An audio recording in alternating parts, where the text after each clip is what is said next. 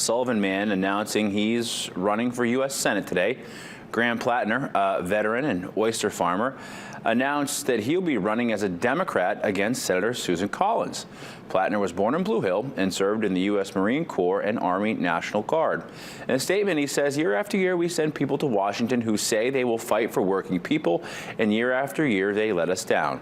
If working people want to be truly represented in Washington, we need to send working people to Congress.